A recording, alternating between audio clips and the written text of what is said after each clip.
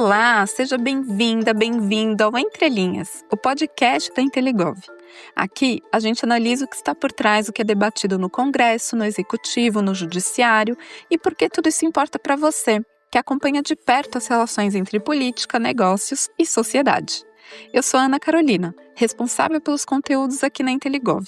E toda semana eu trago reflexões, dados e conexões para te ajudar a acompanhar e interpretar alguns dos principais movimentos da política brasileira. Então vamos lá! Hoje nós vamos falar sobre um instrumento poderoso e ao mesmo tempo bastante polêmico, as CPIs.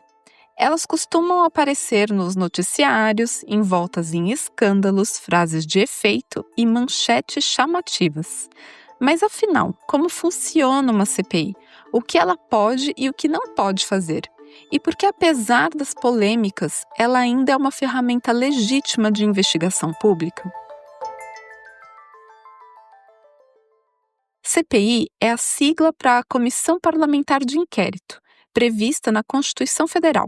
Na prática, é um grupo de parlamentares criado para investigar fatos determinados de interesse público. Ao contrário do que muitos pensam, CPIs não julgam nem punem ninguém diretamente, mas elas têm sim poderes investigativos comparáveis aos de autoridades judiciais.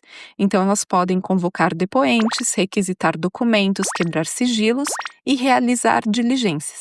O seu objetivo é reunir informações que possam embasar as ações legislativas, como novas leis ou denúncias ao Ministério Público. A força da CPI está justamente aí, de lançar luz sobre temas sensíveis e provocar respostas institucionais.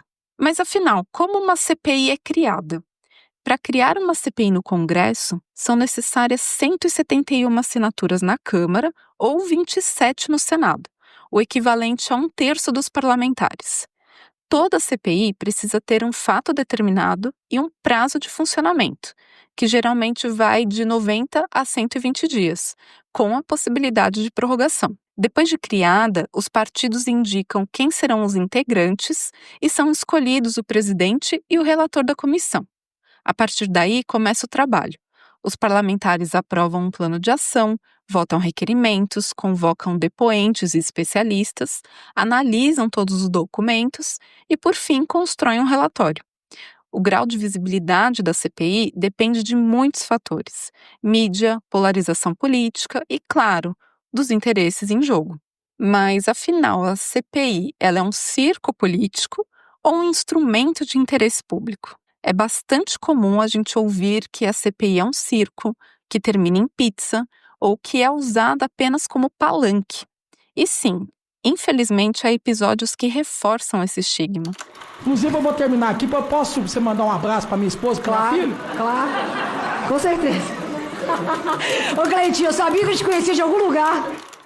Mas essa visão simplista ignora o papel institucional que as CPIs exercem em uma democracia. Com seus poderes de investigação e mobilização pública, as CPIs elas atuam como radar de problemas emergentes.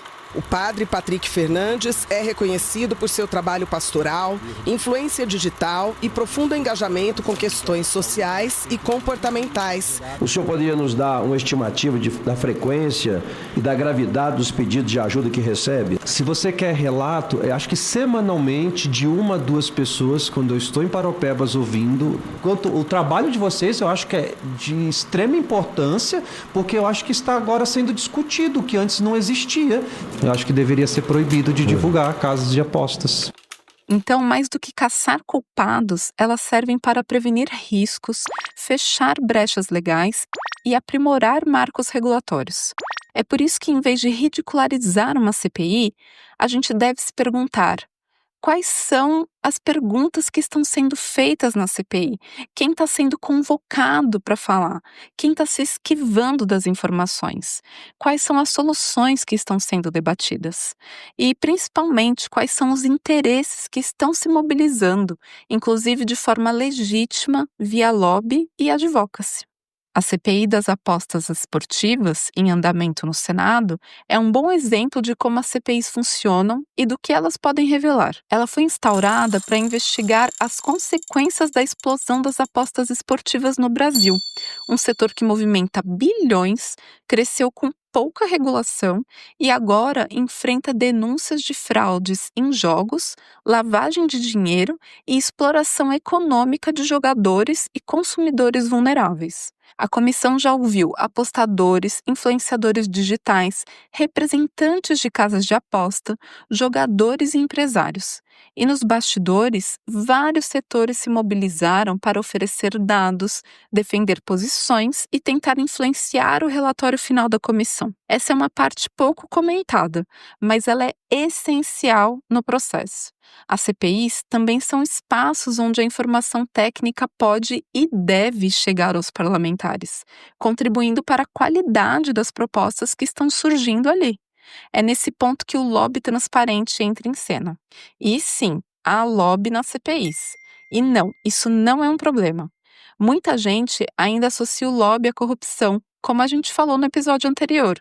Mas quando nós falamos de representação legítima de interesses, feita com dados, argumentos técnicos, reuniões registradas e respeito às regras democráticas, nós estamos falando de um componente essencial da política pública moderna.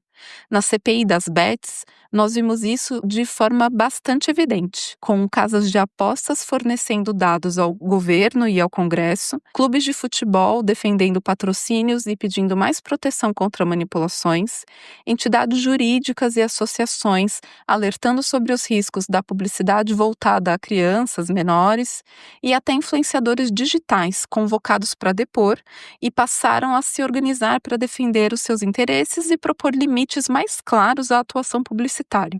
Nessa regulamentação, o Tigrinho também passa a ser regular? Eu não tenho conhecimento. Não tem, mas continua fazendo propaganda do Tigrinho. Eu continuo fazendo a propaganda das plataformas regulamentadas, que inclusive o Congresso votou para aprovar. Todo esse movimento mostra que mesmo em um ambiente altamente político como a CPI, há espaço para o diálogo técnico, construção institucional e mediação legítima dos interesses. E quanto mais transparente for esse processo, melhor para todos os envolvidos. E por que quem monitora a política deve prestar atenção? As CPIs podem parecer distantes da nossa rotina, mas o que acontece nelas pode afetar diretamente os modelos de negócio, as legislações futuras e as reputações públicas.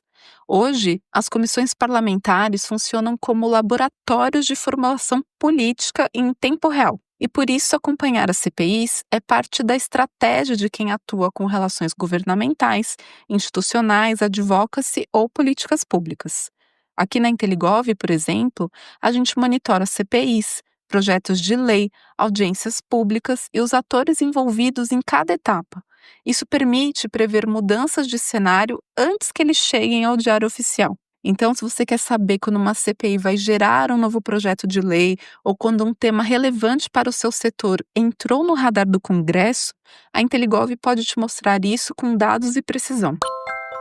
Portanto, uma CPI pode virar manchete, pode virar meme, pode parecer até um teatro.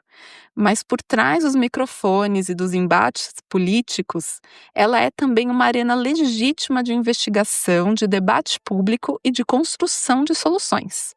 A CPI das bets está mostrando isso ao vivo, e o que ela nos ensina vale para todas as outras.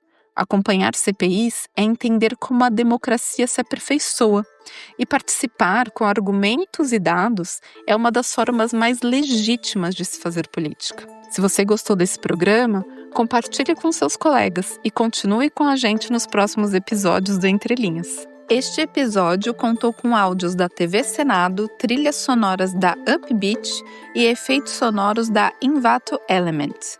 Até a próxima!